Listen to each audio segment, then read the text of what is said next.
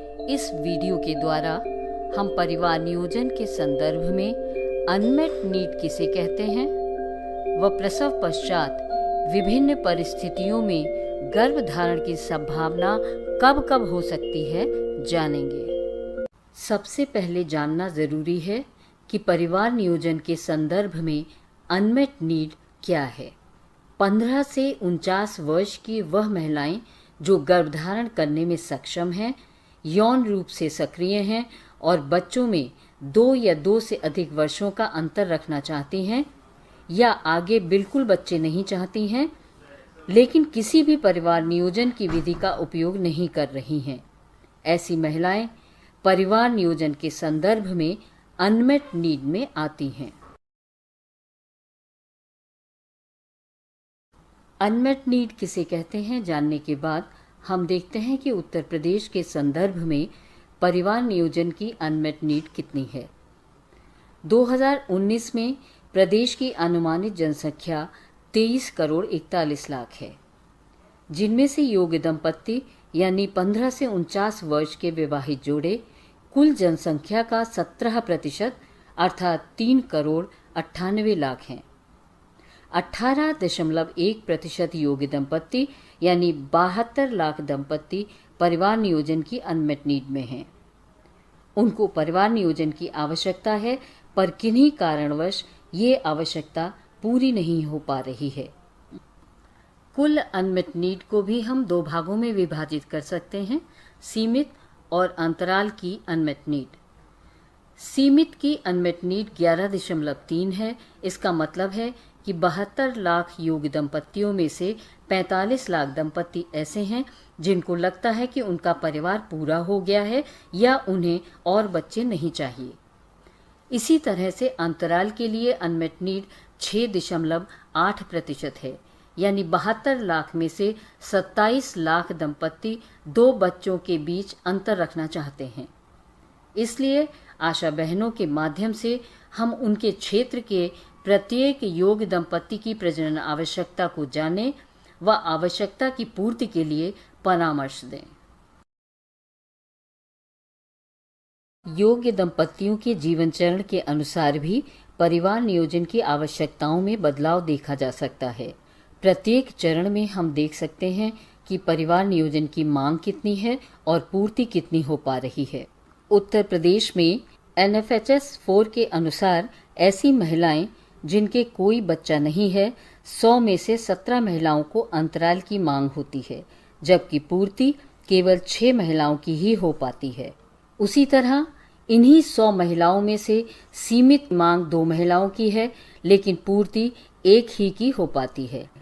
जिन महिलाओं के 1 बच्चा है, उन 100 महिलाओं में से 42 महिलाओं को अंतराल की मांग होती है, लेकिन पूर्ति 22 महिलाओं की ही हो पाती है।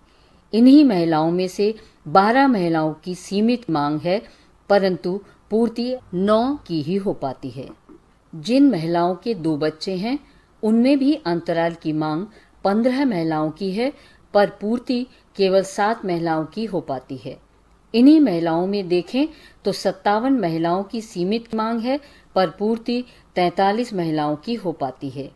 इसी तरह से 3 या उससे अधिक बच्चे वाली महिलाओं में 100 में से अंतराल की मांग 6 महिलाओं की होती है, जबकि पूर्ति 3 महिलाओं की हो पाती है। इन्हीं महिलाओं में सीमित मांग 68 है, पर पूर्ति 54 महिलाओं की हो जाती है। अगर इन पूरे आंकड़ों को देखें तो पता चलता है कि जिन महिलाओं के कोई बच्चा नहीं है या पहला बच्चा है, उनमें अंतराल की ज्यादा मांग है, परंतु पूर्ति कम हो पा रही है।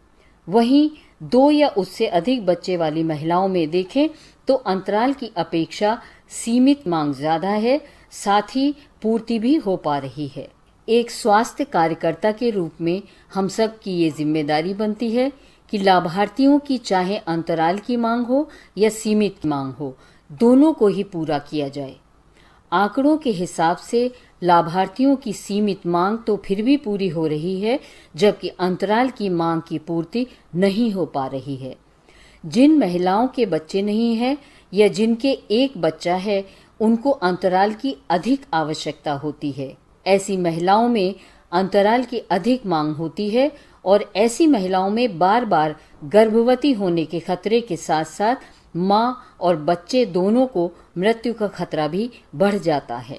ध्यान रखें, परिवार सीमित करने की मांग अंतराल विधियों द्वारा भी पूरी की जा सकती है। अभी तक हमने देखा कि परिवार नियोजन की अनमेट नीड पूरी नहीं हो पाती है, जिसके कारण अनचाहे गर्भ की संभावना बढ़ जाती है।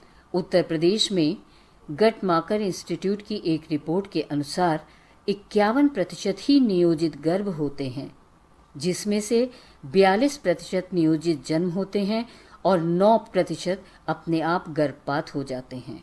इसी के विपरीत देखें तो 49% अनियोजित गर्भावस्था होती है, जिसमें 12% अनियोजित जन्म होते हैं, 6% अपने आप गर्भपात हो जाता है और शेष 31% महिलाएं गर्भपात करवाती हैं। इन 31 महिलाओं में देखें तो मात्र 5 महिलाएं सीधे अस्पताल एमटीपी करवाने जाती हैं। वहीं 26 महिलाएं बिना डॉक्टर की सलाह के मेडिकल स्टोर से गर्भपात की दवा लेकर खाती हैं। इन्हीं 26 महिलाओं में से 15 महिलाएं दवाई खाने के बाद अधूरे गर्भपात और अत्यधिक गंभीर हालत के साथ अस्पताल जाती हैं। इसीलिए महिलाओं की परिवार नियोजन की अनमेट नीड को पूरा करना अत्यंत आवश्यक है, ताकि वह अनचाहे गर्भ से बच सकें। आखिरी स्लाइड में आपने जाना कि अगर महिलाओं की अनमेट नीड पूरी नहीं होती है तो अनचाहे गर्भ की संभावना बढ़ जाती है। इसी तरह आप देखें कि प्रसव के 1 साल तक 74% महिलाओं में परिवार नियोजन साधनों की अनमेट नीड होती है, जबकि हम सिर्फ 6% ही पूरी कर पा रहे हैं। यह समय बहुत महत्वपूर्ण है, क्योंकि प्रसव के बाद गर्भधारण की संभावना अलग अलग परिस्थितियों में वापस आ जाती है, जिसको समझना सेवा प्रदाता के लिए अत्यंत आवश्यक है। क्योंकि क्षेत्र में यह भ्रांति है कि महिला प्रसव के बाद जब तक स्तनपान कराती रहेगी और माहवारी वापस नहीं आएगी, वह गर्भवती नहीं होगी। तो आइए देखते हैं कि प्रसव के बाद विभिन्न परिस्थितियों में गर्भधारण की संभावना कब कब होती है। केवल स्तनपान कराने वाली महिलाएं 6 महीने तक सुरक्षित हैं, अगर वह लैम विधि की तीनों शर्तों का पालन करती हैं। आंशिक रूप से स्तनपान कराने वाली महिलाएं प्रसव के 6 हफ्ते तक ही सुरक्षित हैं। स्तनपान बिल्कुल न कराने वाली महिलाएं प्रसव के 4 हफ्ते बाद तक, और जिन महिलाओं का गर्भपात हुआ है वे गर्भपात के 11 दिन तक ही सुरक्षित हैं। इसलिए जरूरी है कि सेवा प्रदाता महिलाओं को एएनसी से ही परिवार नियोजन के लिए परामर्श करें, ताकि महिला प्रसव के बाद अपनी पसंद का कोई गर्भ निरोधक साधन चुन सके।